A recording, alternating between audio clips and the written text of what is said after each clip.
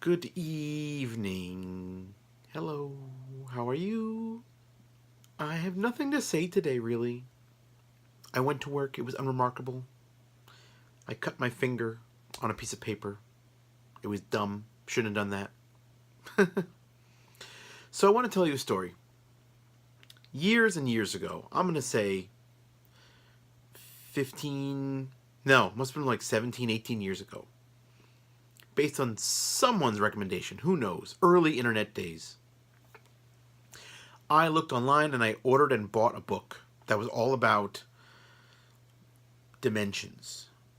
Like, if this, because we know what a one-dimensional object is, we know what a two-dimensional object is, we know what a three-dimensional object is. Like, well, knowing what that means, this is what a fourth-dimensional object is. This is what a fifth-dimensional object is. It wasn't a textbook. This wasn't part of a college course. It just seemed really interesting to me. And I found this book and I bought it and I read it. I might very well have it somewhere in a box. But the point is, who wrote it? I have no idea. Just some person wrote a book.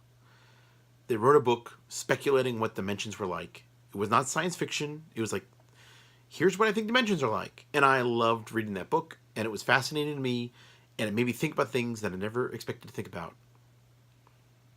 That person just wrote a book. Flash forward to today, there are so many people writing books.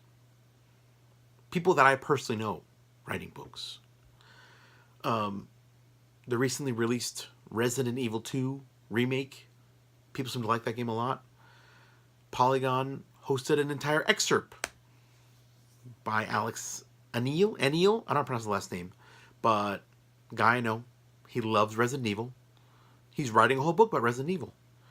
He lives here in Japan. He interviews people who made Resident Evil games. He talks to them. He gets their stories. He's putting it in a big book. They put an excerpt on the internet. Looks like a great book. I'm fascinated. I love those games.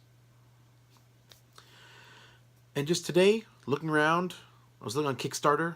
I really can't afford Kickstarter right now, but I still like to look at things. Found a guy. He's writing his second book about the PlayStation Vita.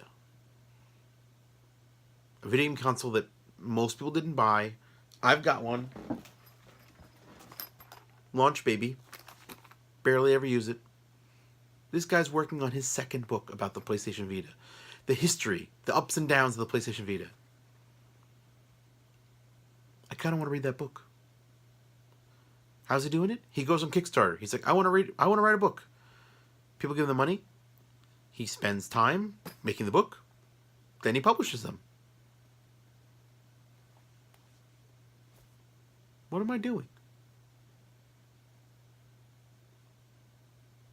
Why aren't I writing a book?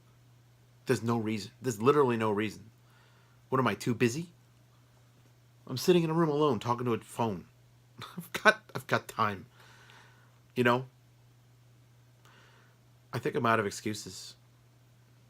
I mean, if my employment was unstable, if I had to fight every day tooth and nail to make ends meet, maybe writing a book would be impossible.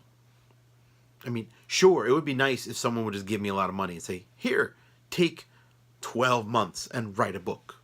That would be amazing. But you know what? That person doesn't exist. No one with that kind of money wants to pay me to write a book.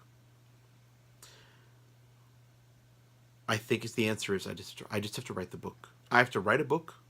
I have to take the time. I'm great at speaking. I'm good at this language. I just take the time. Maybe it's an hour a day. Maybe it's half an hour a day. You know? Write something. Put something together. Create something. And then see who wants it. I think if that stranger 17 whatever years ago could put out a book about the dimensions and somehow get it in my attention with no social media whatsoever, it's just a book I found on the internet and I bought it and I read it.